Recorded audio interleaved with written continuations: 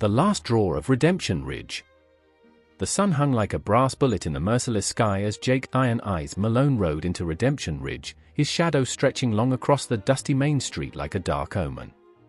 The town was quieter than a graveyard at midnight, with only the creak of weathered signs and the distant clank of spurs breaking the silence.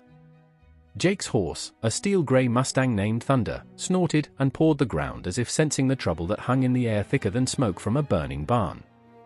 The cowboy's weathered face, carved by wind and hardship like canyon rock, surveyed the scene with eyes that had seen more sunsets than most men had hot meals. "Easy there, partner," Jake murmured, patting Thunder's neck. "This here's just another town that's lost its way." Chapter 1: A Town Under the Gun. Redemption Ridge had once been a thriving cattle town, but now it wore despair like a widow's veil. The saloon doors hung crooked, the general store's windows were boarded up, and fear walked the streets bolder than any gunslinger. Jake dismounted outside the Dusty Spur Saloon, the only establishment that still showed signs of life. Inside, the air was thick enough to cut with a Bowie knife. A handful of broken men nursed their sorrows in amber glasses, while the bartender, a mountain of a man with arms like tree trunks, polished glasses with the mechanical motion of a man who'd given up hope. "Whiskey," Jake said, his voice carrying the authority of a man who'd ridden more trails than a mail courier. "And information." The bartender, who introduced himself as Big Jim, poured the drink with hands that shook like autumn leaves. "Mister, if you're smart as you look, you'll drink that whiskey and ride on before the sun sets. This town ain't safe for honest folk no more." Jake's steel blue eyes narrowed. "What's got this place spooked tighter than a church mouse?" Big Jim glanced around nervously before leaning in. "Name's Blackwood Cain and his gang of cutthroats. They rolled into town 3 months ago like a plague of locusts. Killed our sheriff, ran off our marshal, and now they own this place lock, stock, and barrel. Where's the law? 6 feet under all long gone. Cain's got this town by the throat, and he ain't the type to let go easy." Chapter 2: The Devil Wears Black. As if summoned by the mention of his name, the saloon doors burst open with a bang that echoed like thunder. In walked Blackwood Cain himself, a tall, snake-thin man dressed in black from his hat to his boots. His face was pale as bleached bone, with eyes like chips of coal and a smile that could freeze hell over. Behind him came his gang, 3 of the meanest-looking hombres this side of perdition. They moved like wolves circling a wounded deer, and the saloon fell silent as a tomb. "Well, well," Cain drawled, his voice smooth as silk and twice as dangerous. "Looks like we got ourselves a visitor. You picked a mighty poor time to drop by our little town, stranger." Jake didn't turn around, just continued nursing his whiskey. "Free country, last I heard." Cain's laugh was dry as desert wind. "Not anymore, cowboy. This here's Cain country now, and there's a toll for passin' her through." "That's so." Jake finally turned, and when Cain saw his eyes, the outlaw's grin faltered for just a heartbeat. Those weren't the eyes of some drifting cowpoke, they were the eyes of a man who'd stared death in the face and made it blink first. "Name's Blackwood Cain. Maybe you heard of me." "Can't say I have," Jake replied calmly. "But then again, I don't make it a habit to remember the names of every sidewinder I come across." The insult hung in the air like gun smoke. Cain's face darkened, and his hand drifted toward his holster. "You got a smart mouth, stranger. Let's see if you're as fast with that iron as you are with them words." Chapter 3: Shadows of the Past. Before the confrontation could escalate, a small voice piped up from the corner. "Please, don't hurt him." Everyone turned to see a young girl, no more than 10, with pigtails and a dress that had seen better days. She ran to Jake's side, and he instinctively moved to shield her. "Well, I'll be," Cain sneered. "Looks like our little Sarah's found herself a protector. Too bad he won't be around much longer." Big Jim stepped forward. "Leave the child be, Cain. She ain't done nothing to you." "That's where you're wrong, barkeep. Her daddy owes me money, and I always collect my debts. One way or another." Jake's jaw tightened. He'd spent his whole life riding away from other people's troubles, but something about this scared little girl reminded him of his own sister, lost to outlaws years ago. Some lines, once crossed, changed a man forever. "What's the debt?" Jake asked quietly. $50. Her daddy borrowed it to keep his farm running. Now he's dead, and the debt passes to her. A child can't inherit a man's gambling debts.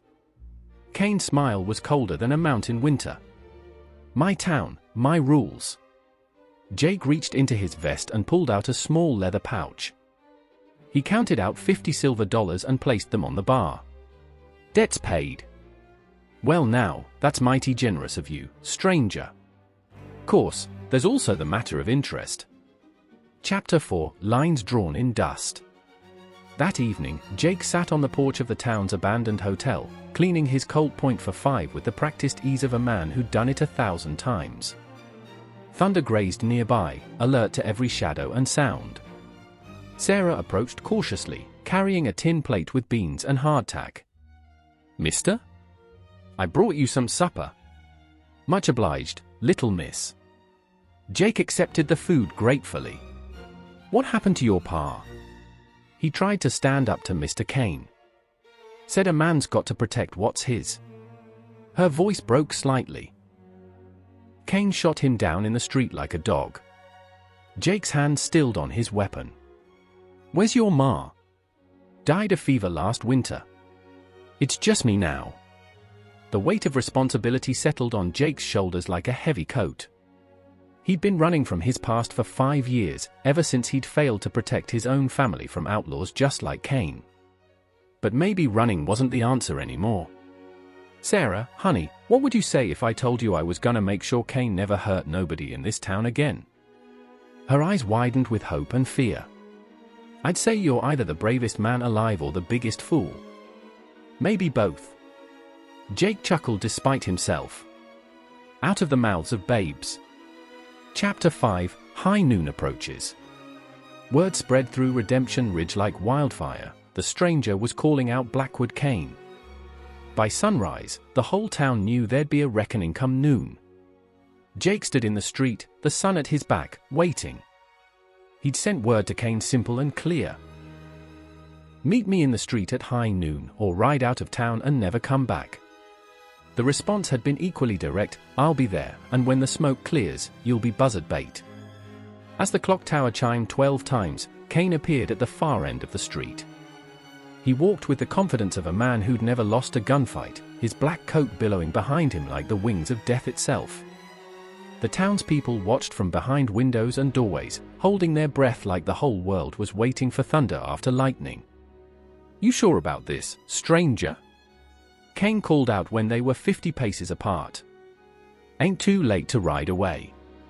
"Name's Jake Malone," he replied, his voice carrying clear across the dusty street. "And I've run far enough." Recognition flickered in Cain's eyes. "Iron Eyes Malone. I heard you was dead." "Close enough to it. But some things are worth coming back for." Chapter 6, Thunder and Lightning. They faced each other like ancient enemies, the distance between them measured in heartbeats and destiny. The wind died to nothing, as if the earth itself was holding its breath. Cain's hand moved first, like a blur of black leather and steel that had been the last thing many good men saw.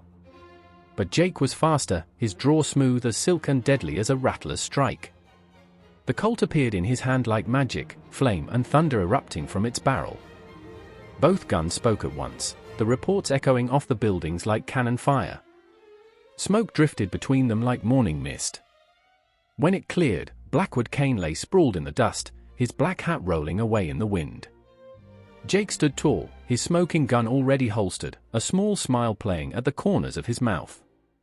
"Faster than I thought," Cain gasped, blood frothing at his lips. "But not fast enough to save this town. My boys'll burn it to the ground." "Your boys lit out an hour ago," Jake said quietly. "Seems they ain't as loyal as you thought when the odds ain't in their favor." Chapter 7, A New Dawn.